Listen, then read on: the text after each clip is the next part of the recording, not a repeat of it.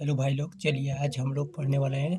Class 8 का है सामाजिक विज्ञान सोशल साइंस, ठीक है ना। और अध्याय 1 है भाई, और जैक बोर्ड का है।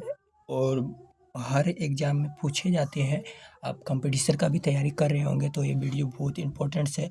और इसमें जितना भी एमसीक्यू आते हैं टाइप का, जैसे कि क्वेश्चन बनता है इस टाइप का इस चैप्टर से, तो आप बताएंगे और बेहतरीन तरीक़ा से बताएंगे। आप वीडियो में बने रहिएगा। और भाई स्टार्ट करते हैं। आधुनिक काल में भारत का इतिहास। देखिए, आधुनिक काल में जो है भारत का इतिहास कैसा था, ये इस पर चर्चा करेंगे। आधुनिक काल क्या होता है ये बारे में जानेंगे। और भारत का इतिहास क्या था। भैया, इतिहास मतलब क्या होता है? जो पुराने चीज़ों को बताएगा, पुराने घटनाओं को बताएगा, पुराने समय में क्या क्या घटना घटा है, इस सब के बारे में बताएगा। इसी को कहते हैं इतिहास।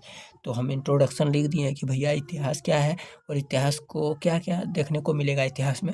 हिस्ट्री, तो इतिहास जो है अतीत पुरानी, मतलब जो पुरानी गुजरी हुई समय की जो है घटनाओं का अध्ययन करता है। क्या करता है भैया? पुरानी जो पुरानी चीज़ें जो गुजर गई है, ये सब घटना जो पुरानी समय में हुई है, यही सब का अध्ययन करता है। कौन भैया? इतिहास, हिस्ट्री। इसके माध्यम से हमें जो पुरानी समय की जानने का मिलते हैं। पुरानी समय में क्या क्या घटना घटा है, क्या क्या हुआ है, ये सब जानने को किससे मिलेगा भैया? History chapter. इतिहास को जान पढ़िएगा तो यहाँ से पता चलेगा कि पुराने जो समय में क्या क्या घटना घटा है और क्या क्या हुआ है, ये सब जानने को मिलेगा, ठीक है ना। तो भैया, आधुनिक काल क्या होता है? वह समय है जब भारत में जो है अंग्रेजों का शासन आया, नई शिक्षा शुरू हुई, स्वतंत्रता आंदोलन हुई, नई नई चीज़ें आना स्टार्ट हुआ। भैया, आधुनिक काल जो है ना, यहाँ नई नई चीज़ें आने की स्टार्टिंग हुई, ठीक है ना। ये बात ध्यान रखिएगा।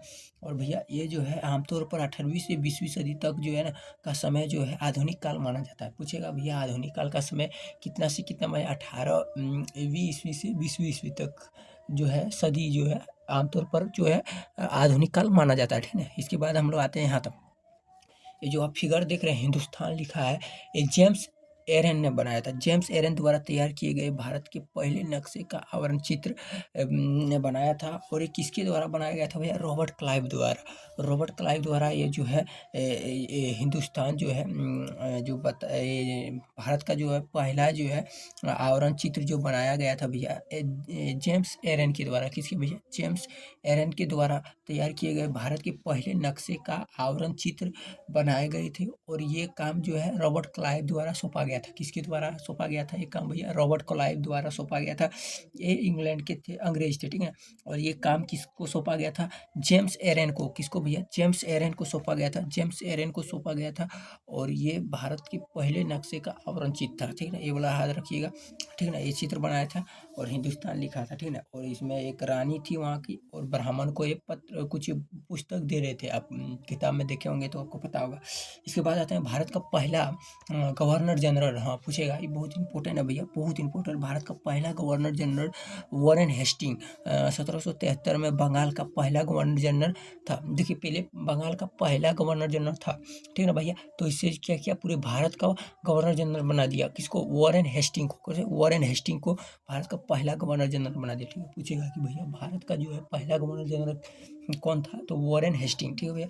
वॉरेन हेस्टिंग था। 1773 का बात है, 1773 से 85 तक रहा था, ठीक है। और ये बंगाल का पहला गवर्नर जनरल था भाई। ये बंगाल का क्या था? पहला गवर्नर जनरल था। ये भी याद रखिएगा।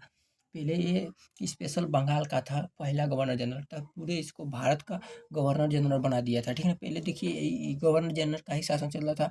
प्रधानमंत्री और मुख्यमंत्री और ये सब जो है राष्ट्रपति का शासन नहीं चलता था यहाँ, ठीक है ना। ये सब नया नया आया। पहले जो है गवर्नर जनरल चलता था वहाँ। और सबसे पहला जो भारत का था वॉरेन हेस्टिंग था, ठीक है ना भैया, याद रखिएगा।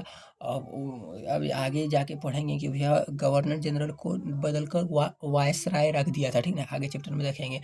तो याद रखिएगा कि भारत का पहला गवर्नर जनरल कौन था? वॉरेन हेस्टिंग, ठीक है भैया। ये पहला बंगाल का पहला गवर्नर जनरल भी था, ये भी याद रखिएगा। भारत का कुल भौगोलिक क्षेत्रफल लगभग 32.8 लाख वर्ग किलोमीटर माना जाता है। ये भी याद रखिएगा कि भारत का जो भी क्षेत्रफल कितना है, एरिया पूरे भारत में जो है कितना एरिया है भारत का, जो है भारत देश है और इसका कितना एरिया में घिरे हुए है। तो भैया 32.8 लाख वर्ग किलोमीटर में इसका जो एरिया है भारत का। ये बहुत विशाल देश है भैया। ये 7वां नंबर में आता है। ये क्षेत्रफल की दृष्टि से देखा जाए तो, ये क्षेत्रफल की दृष्टि से देखा जाए तो दुनिया का 7वां सबसे सबसे बड़ा देश है, हाईएस्ट 7वां सबसे बड़ा देश है एरिया की दृष्टि से देखा जाए, क्षेत्रफल की दृष्टि से, ठीक है ना भैया। अब यहाँ तक हो गया। 1951 ईस्वी में यह जो है स्वतंत्र भारत की पहली जनगणना थी। 1951 में जो है ना, जब देखिए 1947 में क्या हुआ, आज़ाद हुआ, भारत का आज़ादी मिला, तो 1951 में क्या हुआ, भारत की पहली जनगणना की जो है जनगणना की गई थी, ठीक है ना भैया। तो पूछेगा कि भैया भारत का जो है स्वतंत्रता, भारत की पहली जनगणना कब हुई थी, तो 1951 में ईस्वी हुई थी। कब भैया, 1951 में, ठीक है ना भैया, याद रखिएगा, स्वतंत्रता भारत की पहली जनगणना पूछेगा तब 1951 में। और अंग्रेज इससे पहले भी जनगणना किए थे, तो ये वाला नहीं पूछता, तो बट अब हम लोग को जानेंगे कि भारत की स्वतंत्रता, देखिए यह स्वतंत्रता भारत की पहली जनगणना थी 1951 में, और अभी तक 2011 तक जनगणना हुआ है। और इसके तहत हम लोग जानते हैं कि 140 करोड़ अभी मेरे देश में आबादी है, ठीक है भाई। अब आगे आते हैं हम लोग। अब आखिर में है औपनिवेशिक। देखिए औपनिवेशिकता क्या होता है, औपनिवेशिकता मतलब यह, औपनिवेशिकता मतलब क्या होता है, देखिए आपको आदर होगा, औपनिवेशिकता होता है क्या, इसमें जो है ना, औपनिवेशिकता में देखने को मिलेगा भैया, क्या मिलेगा आपको बता रहे हैं। औपनिवेशिकता में जो है ना, और जब कोई शक्तिशाली देश किसी दूसरे देश पर कब्जा करके वहाँ राजनीतिक और आर्थिक और सामाजिक नियंत्रण स्थापित कर लेता है, तो उसे ही हम लोग ये कहते हैं, औपनिवेशिकता कहते हैं भैया। औपनिवेशिकता मतलब जो बड़े देश है, जिसमें ज़्यादा शक्तिशाली देश है, वो छोटे देश पर क्या करता था, कब्जा कर लेता था और उस देश को हड़प लेता था, इतना, यही इसी को कहते हैं औपनिवेशिकता, ठीक है भैया। आपको याद होगा तो बहुत बढ़िया है। तो इसके बाद है हम लोग का यहाँ भारत के अंतिम वायसराय लॉर्ड माउंटेबल थे। कौन था भैया, लॉर्ड माउंटेबल। तो भैया हम बोले थे कि भैया गवर्नर जनरल को ही वायसराय बोला जाता है। तो पूछेगा कि भारत का अंतिम वायसराय लॉर्ड माउंटेबल थे, ठीक है भैया। और पहला जो था लॉर्ड कैनिंग थे। कौन था भैया, लॉर्ड कैनिंग, ठीक है। तो याद रखिएगा, ये भी बहुत इंपॉर्टेंट है कि भारत का जो है भैया अंतिम वायसराय कौन था, लॉर्ड माउंटेबल, लॉर्ड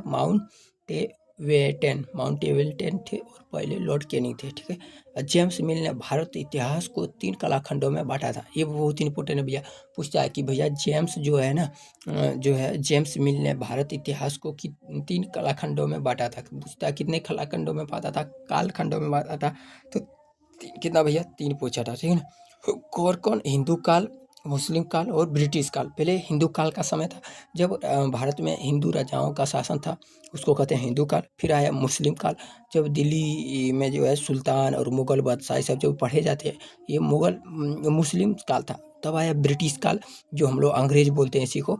तो ब्रिटिश काल आया भैया, जब भारत में अंग्रेज पर अधिकार किए गए, तो इसको कहते हैं ब्रिटिश काल। और ब्रिटिश काल जब आए ना, तो भारत में बहुत सारे परिवर्तन देखने को मिला, बहुत सारे चेंजिंग देखने को मिला। तो भैया लोग, ग्रामीण लोगों के प्रति, किसानों के प्रति, आम जनता के प्रति बहुत अत्याचार देखने को मिला। अंग्रेज आया तो भारत में तबाही मचा दिया, बोलो तो बहुत ही खतरा कर दिया यार यहाँ का स्थिति। तो यही था। यहाँ तक आपको वीडियो समझ में आया तो भाई को फॉलो कर लें और भाई को लाइक भी करें। इसके बाद नेक्स्ट चैप्टर है तो अगला पढ़ाएंगे आपको। पहले इतना आपको अच्छा लगे तो भाई को एक लाइक तो ठोक देना भाई।